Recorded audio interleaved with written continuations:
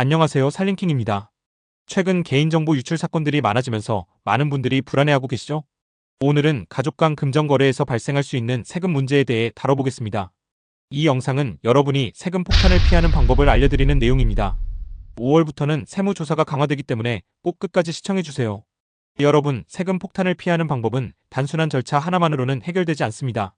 A씨의 사례처럼 가족 간의 금전거래가 증여세로 간주되면 불필요한 세금을 내게 될 수 있습니다. A씨는 어머니 병원비를 지원하기 위해 6천만 원을 송금했지만 국세청에서 2,900만 원의 증여세를 부과했습니다.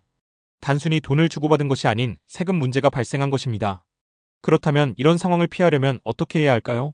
첫 번째로 중요한 방법은 바로 차용증 작성입니다. 가족 간에 돈을 주고받을 때 서류 없이 처리하는 경우가 많은데 이는 증여세를 유발할 수 있습니다. 가족 간에도 반드시 차용증을 작성해야만 법적으로 문제가 발생하지 않습니다.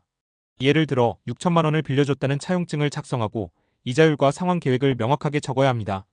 차용증이 없으면 국세청에서 증여세를 부과할 수 있기 때문에 서류화하는 것이 매우 중요합니다. 두 번째 방법은 실제 거래 흐름을 만드는 것입니다. 차용증을 작성했다고 끝이 아닙니다. 그 후에는 이자와 원금 상환 흐름을 만들어야 합니다. 상환을 시작할 때 이체 메모를 남기는 것이 중요합니다. 이체 메모는 나중에 세무조사에서 중요한 증거로 활용될 수 있습니다. 그뿐만 아니라 상환 계획에 변경 사항이 생기면 반드시 서류로 남기세요. 예를 들어 코로나로 인해 수입이 줄어들어 상환을 미뤄야 하는 상황이라면 상환 계획 변경 합의서를 작성해야 합니다. 세 번째 방법은 증빙 자료를 체계적으로 관리하는 것입니다. 가족 간 거래는 의심을 받을 수 있기 때문에 증빙 자료를 잘 관리해야 합니다. 통장 거래 내역, 이체 메모, 문자나 카카오톡 메시지, 차용증과 약정서. 이 모든 자료들이 세무조사에서 중요한 역할을 합니다.